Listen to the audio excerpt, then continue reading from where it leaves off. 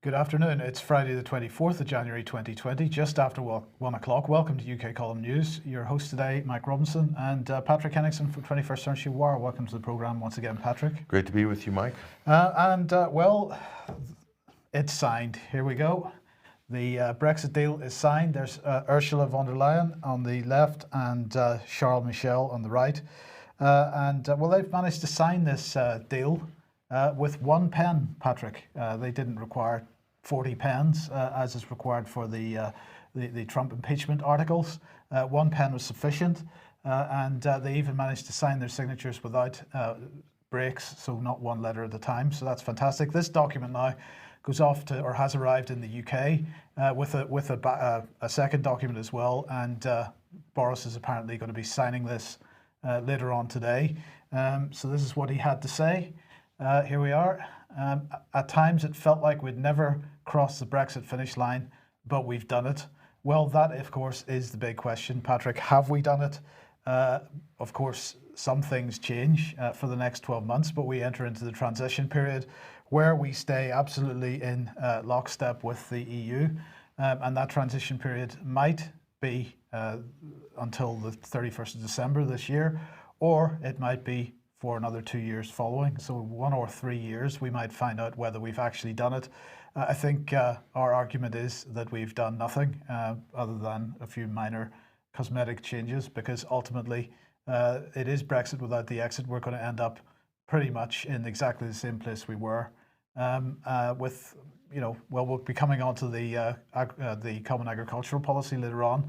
That is one area which will change, but most of the other significant areas, trade and defence and so on, won't change very much at all. It could be a situation, Mike, after the exit date, everybody will be then looking at each other saying, oh, what was the big deal about?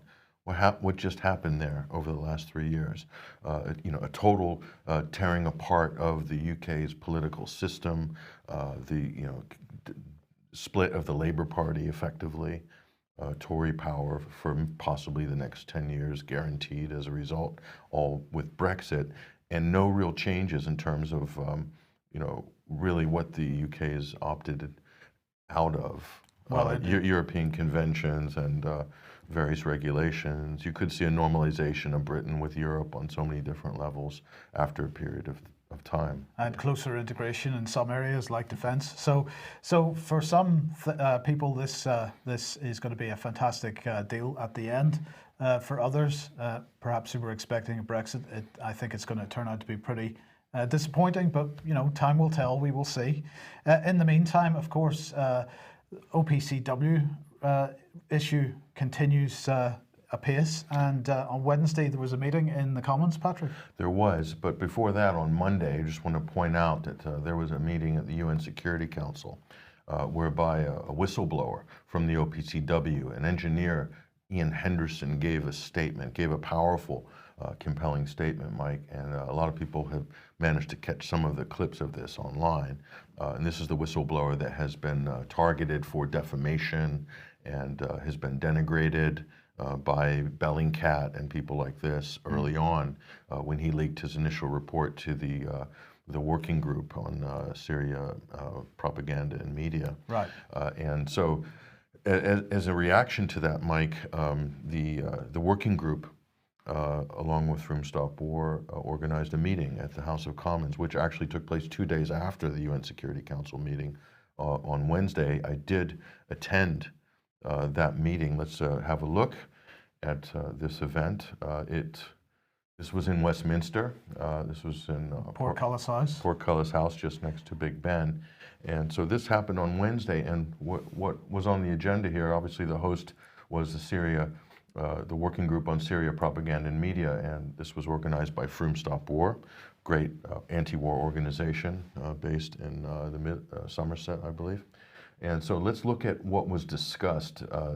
Now, bear in mind, this information has been out, but it hasn't really been formally presented yet in public. So this is one of the first real formal presentations of what they've found and what they've discovered and analyzed over the last, say, 12 months, 18 months or so. The OPCW leaks reveal that the international community was misled with regards to the alleged chemical weapons incident in Douma in Syria in 2018. This resulted in a cruise missile strike by the US, the UK, and France, Mike. So let's look at who presented here. This was actually chaired by the former head of the SAS, retired Major General John Holmes. Also, who was presenting was Jonathan Steele. He's a former Guardian Middle East correspondent, highly ranked veteran journalist, and also the members of the working group there, Dr. Paul McKeague from Edinburgh University, Piers Robinson, and David Miller from Bristol University. So they all presented, and let's take a look at what their conclusions were with this. The OPCW executive intervened between the interim report, this was released earlier, before the final report. Between those two, the interim and the final report, the analysis, the data, everything was radically altered, Mike. And so this basically changed the analysis, changed the conclusions. And there's obviously accusations of fraud here. And was it the whistleblower that released the interim report? No, the interim report was released by the OPCW. Right. And the main point here is the interim report is where the scientists themselves who worked on the ground team, that was their findings, their analysis, their conclusions. And the executive, the heads of the OPCW, these appointed diplomats who are given these positions to manage these bodies, and they changed it. They took out evidence. They omitted data. I'll explain this in a second here. So manipulation, the misrepresentation, omission of data to create the impression that chlorine cylinders were the cause of civilian deaths, as seen in the videos, and then sanitizing any exculpatory evidence that would have exonerated the Syrian government, the staging of chlorine munitions, staging of children in the hospital, staging of dead bodies. These were all evident from the findings of the working group here. And so there's also evidence of direct political interference in the OPCW in the process, thus corrupting the process, and that's in violation of the organization's charter. But also mainstream media coverage, this is what Jonathan Steele made a strong point here. The coverage is irresponsible, bias, and at worst, it could be regarded as censorship. And he put that down to fear or arrogance or possibly both, were his words during that presentation. And this incident and subsequent leaks are certainly worthy of an independent inquiry. So this was the final conclusions of the group. So this took place in Portcullis House. Were there many MPs there? The press there, some mainstream press as well. And also some diplomats attended as well. Okay. So, I would say there were some pretty high-powered people who did attend. And John Holmes, I'll just remark a statement he made. He said that you have to remember that this is a civil war. He said civil wars are some of the most brutal of all conflicts. He said, so I'm paraphrasing here, but he's saying, so to rearrange bodies or to create the impression that something killed 30 or 40 people when it didn't, he said, that's not as big of a shock in this type of a protracted civil war as people, as some people think. In other words, the potential for manipulation and deception in a 9-year running civil war like this, which is really an internationalized war. It's not really a civil war per se. People shouldn't be shocked at evidence that points to deception or a false flag, something like this. And this is coming from a highly ranking British military, retired official. Yes. So some weight's carried with that. Okay. That statement. Well, we'll keep everyone posted with this. I'm glad to see this starting to get some traction with some politicians, and let's see if we can't build some momentum behind it. Yeah, and the case laid out by the experts. The case was absolutely compelling. Yes. Absolutely compelling, without any doubt. No doubt there's no more doubt that something very deceptive has happened here. Right. That the organization is absolutely corrupted. So their point about an inquiry is Valid. It's absolutely valid. Yes. Okay, and in the meantime, or since then, we've had another hearing for Julian Assange. Yes, so just I believe the next day, in fact, I got up at about 6 a.m. to make sure that we had a spot at the Westminster Magistrates Court here. This was Julian Assange's extradition hearing. This was actually a case management hearing here, but it was a very important case management hearing because it was one of the last big hearings before the extradition hearing is about to start. And here's what they found. So it's going to be a bifurcated hearing. That means it's going to be done in two parts. There was some argument about this between the defense and the prosecution and the judge over this. But the extradition hearing will begin on February 24th, Mike. Okay, that's going to be 1 week, the first week, and that's going to hear what you might class as the political arguments, but there's also issues of treaty and also human rights and process arguments. They're making the argument, the defense, there's been an abusive process. This is a fundamental argument that could weaken the whole extradition effort. So the other is that Julian Assange is a political prisoner or has committed a political offense in the eyes of the United States, which renders any extradition null and void at that point, if the judge is to rule on that. Right. But that won't be ruled on in the first week. So, and the other important part here is witnesses and evidence. That part of the hearing will begin on May 18th. So he's got quite a bit of time still to spend in prison then? Well, here's the thing. So there's an ongoing effort behind the scenes to get him out. He hasn't been charged. He's unconvicted. Okay. The bail skipping charge from 2010, it should be null and void. Sweden's dropped their investigation. So there is an ongoing effort to get him out of Belmarsh. Access to him is restricted. His access to his legal team is also restricted. So of course this gets into the process arguments that the defense are making. So they have a number of really valid points that could help their overall effort to free him. But it just depends on whether the British state wants to loosen its grip on Julian Assange. So they are interfering, I think, above and beyond what they should legally or lawfully. The government in this case, he should be released by now. He should be at least under house arrest if they want to hold an extradition order over him. Okay, so but it's kept them from preparing. Now they have extra time. That's definitely good for the defense because it's a very complex case involving digital forensics, cyber issues, computer issues, IT issues, plus all of the other issues. It's hugely complex. Now, the prosecution is also going to benefit from this as well because they also have time to prepare their arguments. So, but at least from the defense side, yeah, they will be able to brief their witnesses and be able to respond to various things that are going on and bring new evidence in the next couple of weeks. Right. But so we'll see. But it's going to be a longer affair, and there will be some appeal depending on which if they do the British state does decide to extradite him, there will be some appeal process. So that could go on another year or two potentially.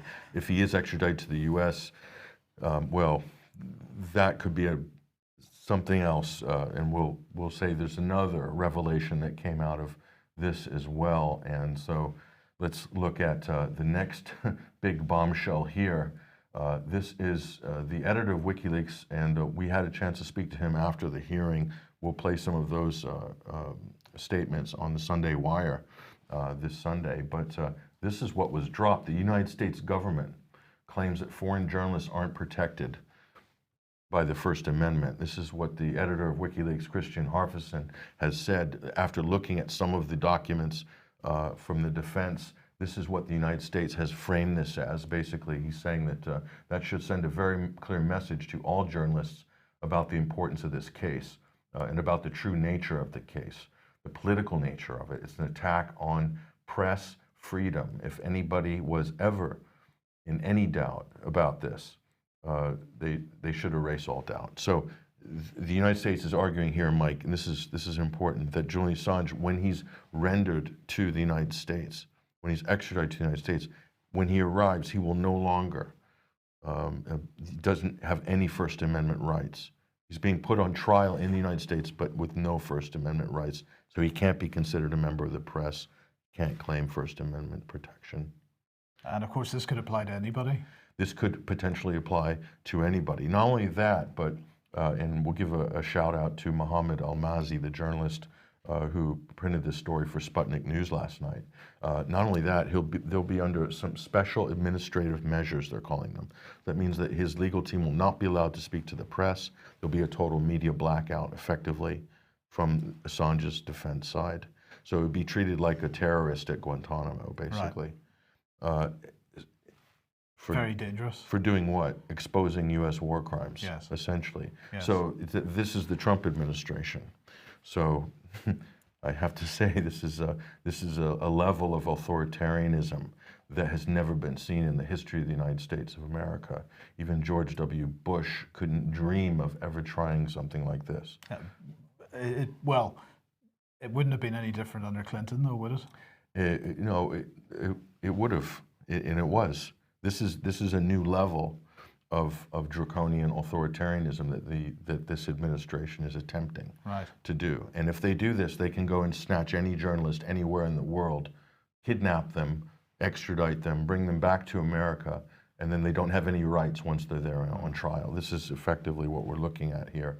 So I mean, people need to really understand the gravity of this. It's very dangerous. Okay, so...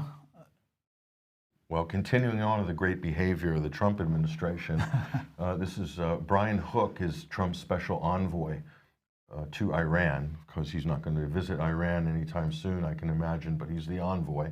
And he's already threatened Soleimani's successor with the same fate of his predecessor. So U.S. Special Envoy Brian Hook gave a statement to an Arabic language newspaper recently where he warned the new general of Iran's Islamic Revolutionary Guard Corps, Ismail Giani, that he will end up like Soleimani should he be accused of killing Americans, warning that if he's going to follow the same path of killing Americans, then he will meet the same fate. And here's the Iranian general there, Ismail Giani. And so he's probably wondering, what sort of a job have I inherited here? But that's not a bad thing from Iran's point of view. You know, he's a living martyr already because he's already been threatened by the United States. So he's already attained a higher level of status in Iran just in the first few weeks of assuming his position. So this is where the U.S. is going, and so it's interesting. This is happening at the same time that this is happening. Million Man March, demanding that U.S. troops leave Iraq. Okay, this has happened this morning. Okay, you probably may or may not have seen it on the news. There's largely a Western media blackout on this story. So from the reports that we've seen, Mike, at least 1 million have come out in Baghdad, at least 1 million. So, and maybe in other parts of the country as well.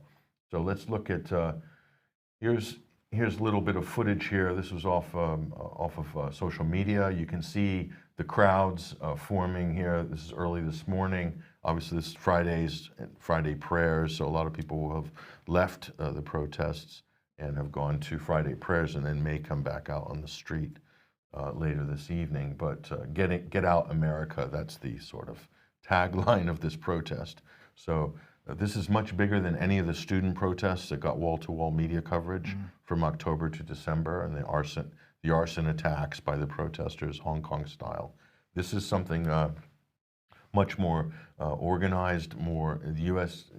media is going to try to frame this as a Shiite-led effort. We'll show you that in a minute, but you can see the crowds there, Mike. This is a massive event. So let's look at the media coverage on this and say, where are we at with regards to media and propaganda? This is interesting. Here's CNN. Hundreds of thousands protest U.S. troop presence in Iraq. That's an interesting headline, isn't it, Mike?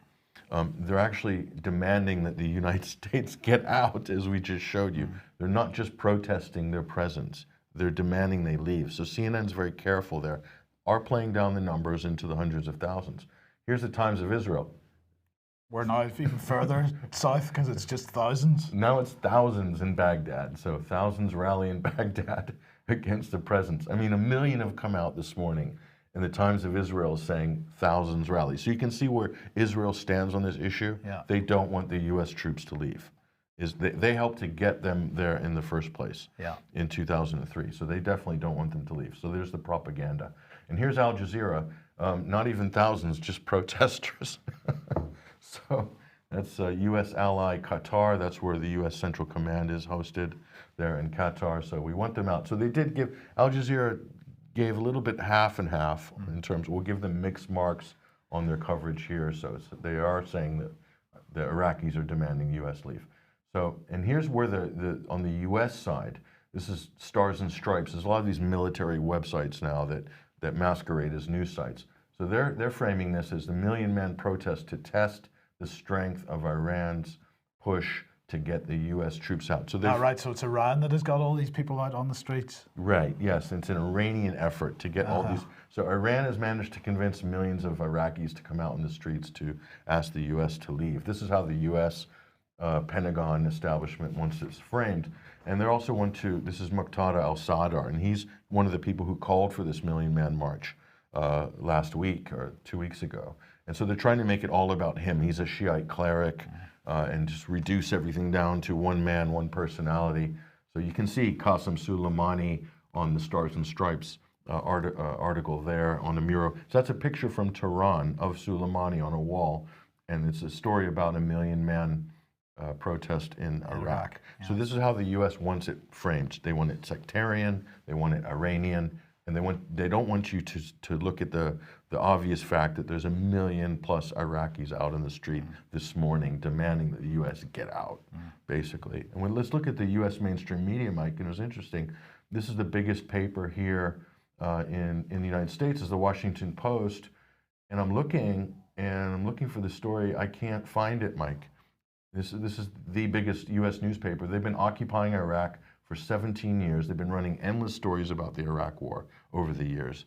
And this morning, nothing. Nothing. Absolutely nothing.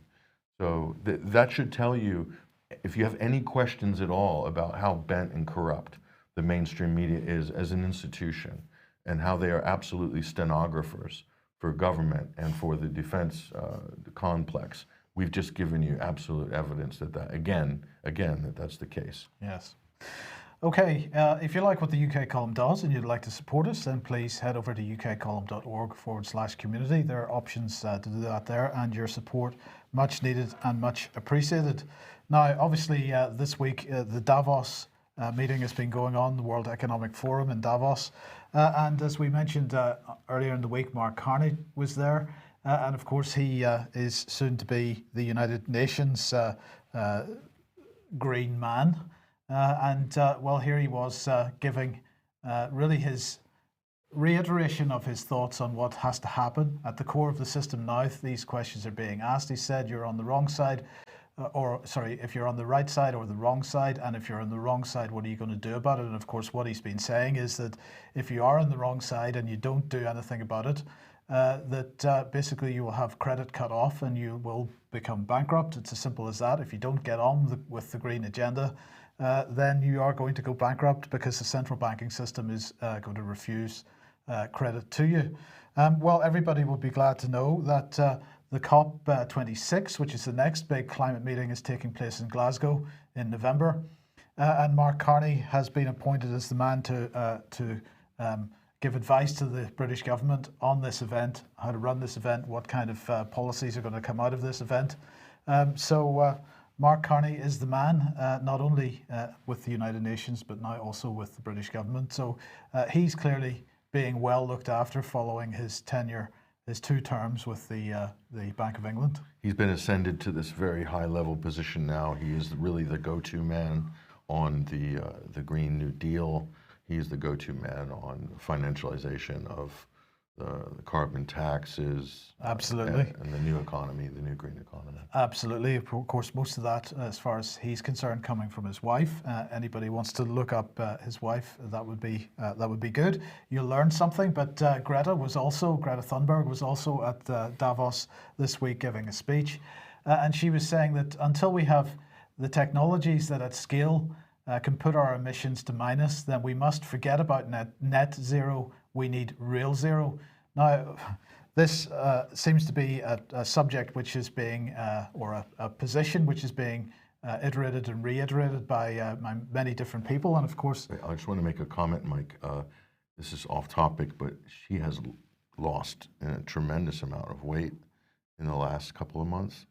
That is a different Greta. That is an interesting than we have seen observation for the last 2 years. So she must be under either a tremendous amount of stress or who knows what's going on there. But that's a visibly different Greta there. Yeah. We're looking at. Okay. Well, anyway, we need real zero. Well, this was good because she met with Prince Charles yesterday, and of course he's more or less calling for the same thing. Now, he gave a speech at Davos. I'm not going to bore everybody with the details of that, but he did then give an interview to CNN, an exclusive interview afterwards, in which he said that we can't go on like this with every month another record in temperatures being broken. If we leave it too long, and we have done, just growing things is going to become more difficult.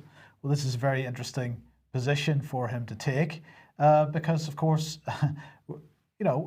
we are not going to be growing things in the not too distant future, not least because of the change in policy with respect to to agriculture in the United Kingdom. So, of course, he's there representing the United Kingdom. Both he and Greta seem to be saying more or less the same thing on this.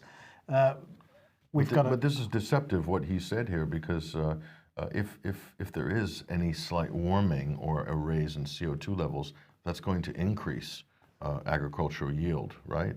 According to basic agricultural science, right? Yeah, but that's not the point. What's that behind Prince Charles, Mike? Well, those are the Prince of Wales feathers.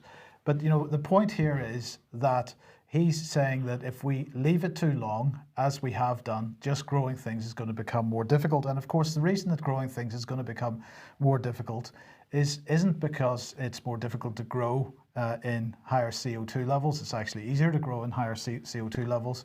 It's because the pressure on the farming industry to cut their CO2 levels is going to increase. And the only way that they can reduce their CO2 is to do less agriculture. Now, and that's going to make it less profitable, and that's going to mean there's less producers in the market, right? Right. So here is the first hints of it. This is the Committee on Climate Change. They apparently give independent advice to government on building low carbon economies and preparing for climate change. Well, what are they saying? They have released a new report, 2020 must be the year of climate action. And they're saying this, that 20% of the nation's farmland needs to be transformed over the next 30 years into landscapes designed to store carbon and cut emissions. So this is very much in line with what has already been announced by the British government, which has taken the position that since we're leaving the common agricultural policy after Brexit, that obviously money that Britain was paying into the common agricultural policy will now be available for British farmers. But it won't be available for British farmers to farm. It will only be available for British farmers if they give over farmland to planting trees, to planting wildflower meadows, and to making nice little paths that the public can walk along. Okay, so my point here, Patrick, is that if we go back to the height of the Brexit argument, and here's an example of it, a Guardian article, UK could run out of food a year from now with no deal Brexit. Now, this, of course, this is from the National Farmers Union, and of course this could be argued to be a piece of anti-Brexit propaganda, but it's only partly a piece of anti-Brexit propaganda, because what this article is highlighting, once again, of course, is that Britain is only 60%, at best, 60% food independent at the moment. We are required to import the rest of what we need. Now, if we give 20% of our farmland over to woodlands and so on, what effect does that have? That means we have to import more. How much CO2 is generated in that importation process? The argument doesn't stack up within the Green lobby, as far as I can see. But the key point is that there seems to be that there are only two ways that we can deal with this.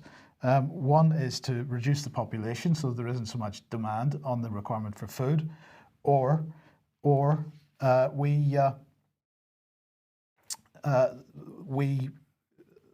And my threat is completely gone.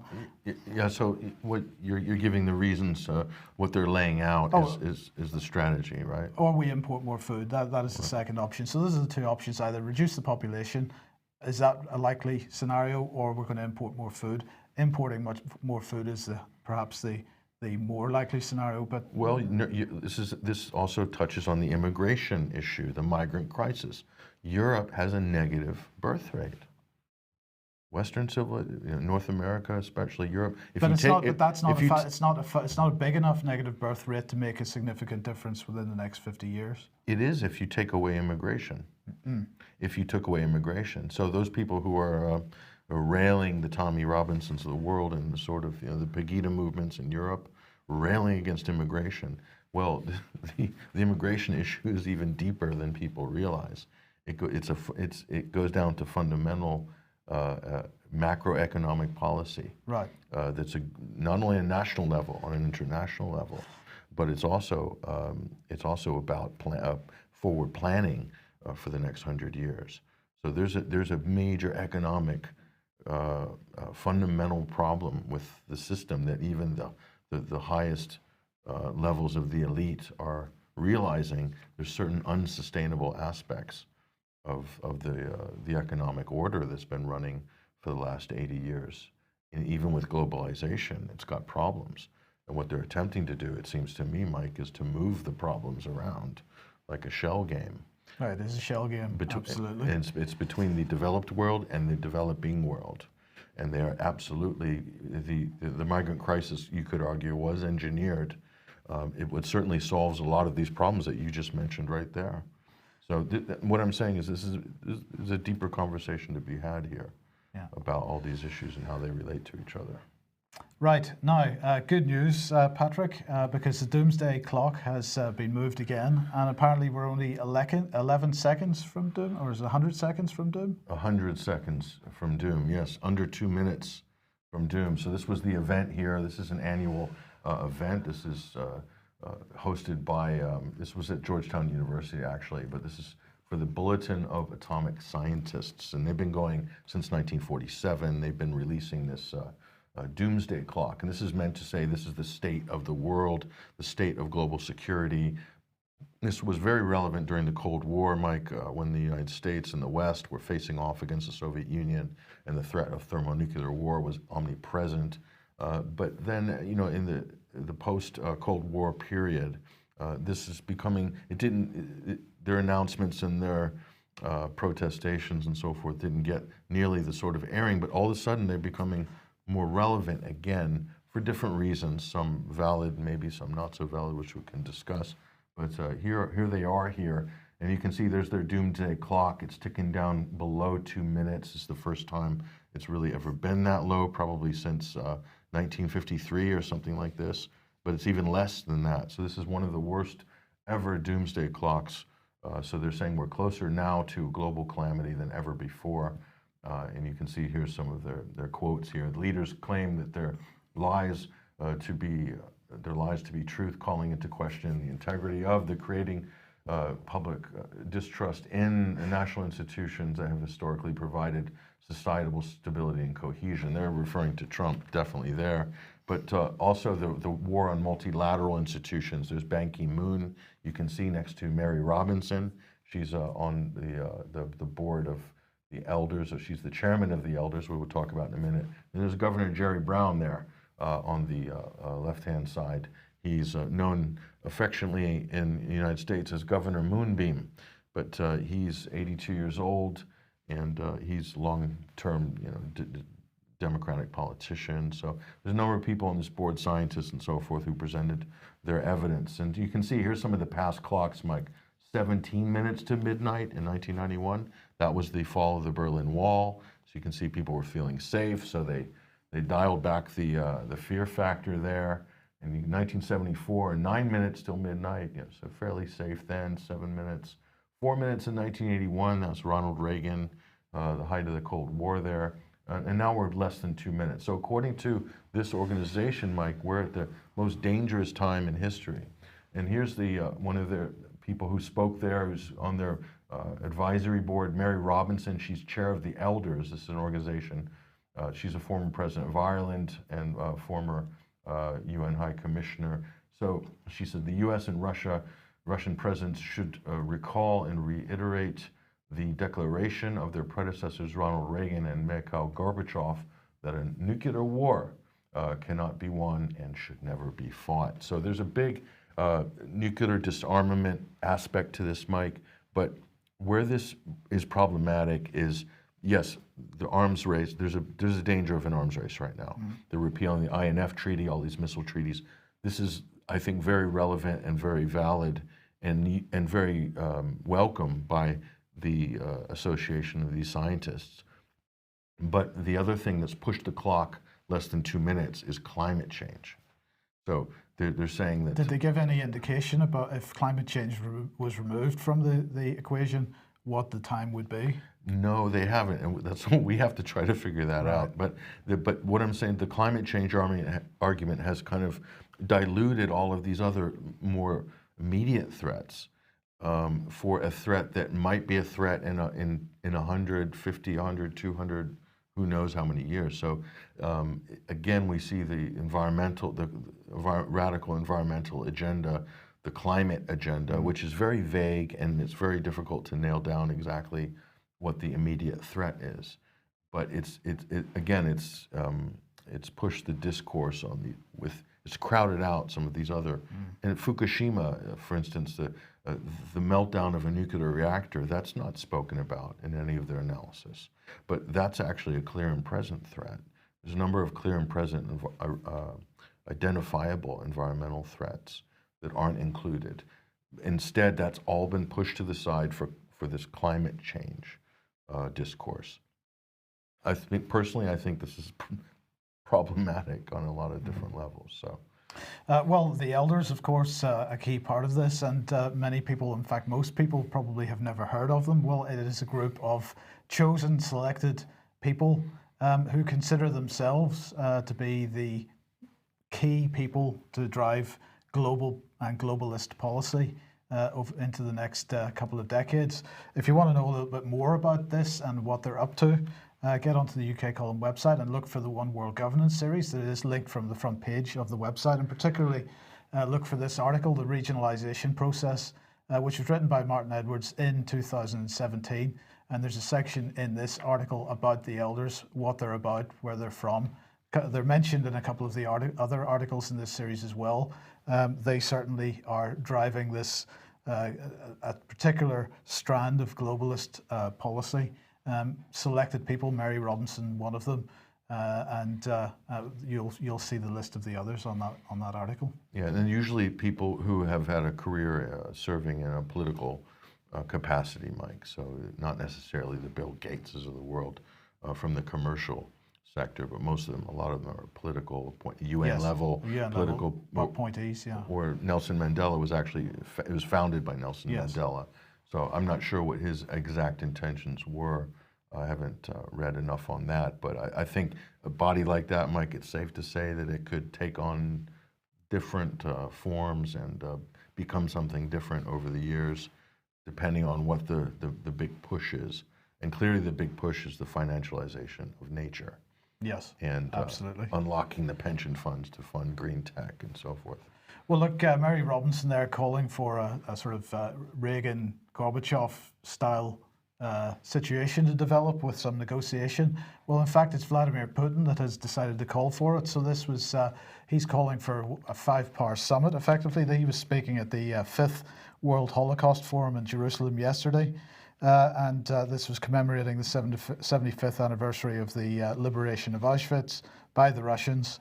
And he said, I think an example could and should be set by the founding countries of the United Nations, the 5 powers that bear special responsibility for the preservation of civilization. We've discussed this with several of our colleagues and have received a generally positive response to holding a meeting of the heads of state of the 5 permanent members of the UN Security Council, Russia, China, the United States, France and Britain. We can hold it in any country, in any place that our colleagues would find convenient. Russia is ready for such a serious discussion. We intend to send this proposal to the leaders of the five without delay. A summit by the countries that made the chief contribution to the defeat of the aggressor and creation of the post-war world system would play an enormous role in the search for collective answers to the modern challenges, and of course would demonstrate a common commitment to the spirit of the alliance, historical memory, and the high ideals and values of our ancestors, our grandfathers and fathers fought for shoulder to shoulder. So at least one world leader saying it's time to stop all this messing about and sit down and actually have some proper discussions. What do you think of the chances that Trump might get on with that? Is he going to attend the five powers summit, or is there going to be a four powers summit? This is the big question. Yes. The United States doesn't regard itself as one of the five powers under this administration. They regard themselves as the power, the unipolar power under the Trump administration. So that's the big difference in terms of what we call worldview between the last administration, the Obama administration, and this administration. So the Obama administration clearly was a liberal internationalist worldview. That was the dominant ideology. And that's also shared by Zbigniew Brzezinski and many of the other, Henry Kissinger and many other people that advised Obama. Okay, and they tend to work through and favor multilateral institutions. This is what Ban Ki-moon was talking about at the Doomsday Clock press conference, and how the danger of all these multilateral institutions break down or are undermined by the U.S. in this case. Then that creates chances for a small event to cascade into something big increases. So you have a pre-World War I situation where power politics becomes the rule of the day rather than international negotiations and diplomacy. So there's a valid argument to be made there, but there's a paradox here, because multilateral institutions and international cooperation, the paradox is that all nations are not equal. You know, the United Nations is meant to foster equality, but the paradox is that now we see that no, they aren't equal. There are five powers. There's five powers that will decide how things go in the world and how the world is run and managed. And within that five powers, you have one power that says, no, we are the single power, and we're going to set the agenda, and we're going to make the rules, which is what happened after World War II, essentially, with the founding of the United Nations. I mean, the U.S. did it in cooperation with everybody, Mike, but they really did set their agenda, and it was the post-World War II system absolutely favored the United States because they had the most capital, they had the most resources. They weren't decimated, per se, by the Second World War. They came in very late. And then they came and handed out loans and financed everybody who needed capital and after the Second World War. So they're the architects of a system which they then gamed after the Second World War. Now that system is unraveling rapidly. And so Russia and China and some of these other powers are stepping forward to say, no, we need to get back together here, or this thing could come unglued very quickly. But the reality is multilateral institutions are really governed by a realist worldview, which is that there are structural realities with countries that have power and mass and resources and money, and you can't get around this. So this is a really difficult problem that the people are facing, the world leaders are facing. I don't know if there's a solution to it. Some people will say that no, the only solution is that eventually they're going to go to war, and then they'll reconstruct the world order again after a third world war. There are some people that, certainly neoconservatives, tend to look at that as a possible option. But for the rest of the world, that's a total disaster. Yeah. So where do we go from here? This is the question. Yes. Okay, well, we will leave it with that question and say thank you very much, Patrick. Thank you for joining us today. We will be back at the same time on Monday as usual, 1 p.m. Have a good weekend, and we'll see you then. Bye-bye.